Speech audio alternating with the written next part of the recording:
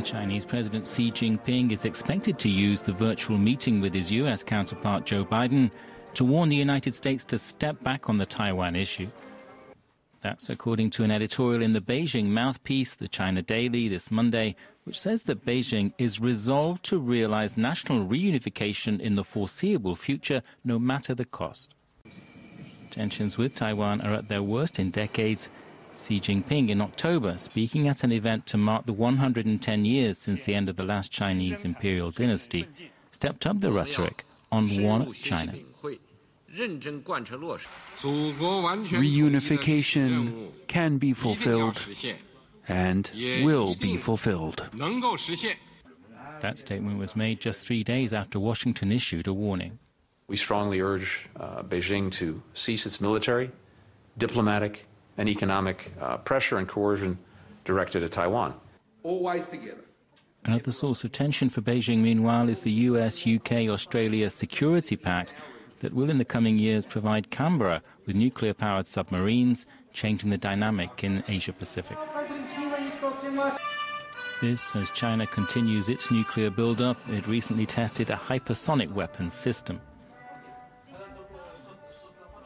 Other issues include democracy in Hong Kong, the treatment of the Uyghur minority, which Washington has said is a genocide, and trade tensions. Xi Jinping has warned against a Cold War between the two superpowers. And for more, let's cross now to Douglas Herbert from our International Affairs Desk. Let's talk about that topic that's the most divisive these days. Yeah. What with those flyovers we saw in the past month over Taiwan. And not just flyovers. In the past week or so, we've had Beijing conducting combat-ready exercises, as they call them, off the coast of Taiwan. It would be hard to overstate just how critical the Taiwan issue is for the Chinese on an emotional level, on a political level, on a psychological level. The Global Daily, the paper we just saw quoted in that report, which is, yes, a mouthpiece of the Communist Party, essentially called Taiwan a red line for China. And you could be sure, if you want to ask what is each leader looking for out of these talks, you could be absolutely sure that Xi Jinping is going to make it clear to his U.S. counterpart in no uncertain terms, you stay away from Taiwan. Taiwan, you do not go there. This is our renegade province. It is ours to reclaim, to get back. Washington has had to play a very delicate diplomatic high wire act, if you will. On the one hand, recognizing Beijing's so-called one China policy, but on the other hand, making it very clear to Taiwan that the U.S. has its interests at heart as well, and is there to defend it if need be. Delicate is perhaps an understatement there, too.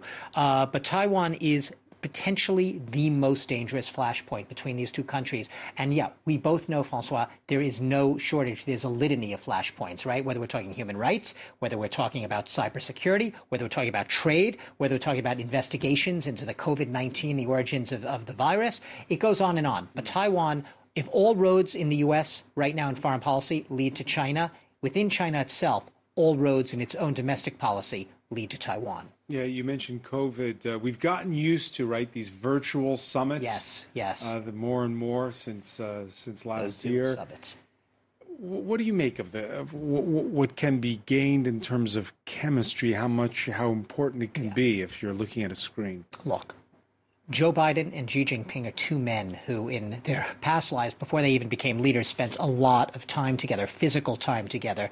You know, whether it was, hanging out in China or when Xi Jinping was in the U.S., when Joe Biden was vice president, they are two men who've come to know each other well. Now, that's not to say that Joe Biden considers Xi Jinping a friend. He's actually bristled when reporters have called him, hey, your old friend Xi Jinping, and Biden has shot back, he's not an old friend. We know each other well. This is just business. That said, you're absolutely right that you cannot overstate, once again, personal, physical, face-to-face diplomacy. Joe Biden is a man who has always prided himself on that sort of contact, on the physical contact, between people. He likes to have that human touch, the common touch. That's one of the reasons you could argue that he was elected president. A lot of people found him to be someone he could work across aisles, he could connect with people. Even if they didn't agree with his politics, he was seen as that type of guy. And it said that you said he had held 2 phone calls this year. Phone calls. They didn't see each other, both in February and September. After that last phone call towards the end, Joe Biden apparently said it would be nice to see you, Xi, once again. That's the reason they're having this virtual summit. You're right, Francois. It won't replace face-to-face diplomacy, the body language, all of that. It's the next best thing. And we've all gotten used to a lot of Zoom diplomacy and Zoom teleconferences. So the fact they'll be able to see each other might help things a little bit. All right, Douglas Herbert, many thanks. That's taking place later, that summit. And China, the U.S., they're rivals, but they're also interdependent. Enter Kate Moody. It's time for business. Well, trade tensions have been dogging these two economies for years, really now, and there has been little to no improvement in those trade ties between the world's 2 largest economies since Joe Biden took office. The U.S. is still imposing a 19.3% tariff on some $370 billion worth of Chinese goods. Beijing's 20.7% counter tariff also remains in place. The much vaunted Phase 1 trade deal, which was signed in January 2020 under Donald Trump, is widely seen as dead in the water here. China was supposed to increase its purchase of U.S. goods by $200 billion over 2 years. It is set to fall short of that target by more than 30%. Huawei and many other Chinese tech firms remain essentially banned from the United States.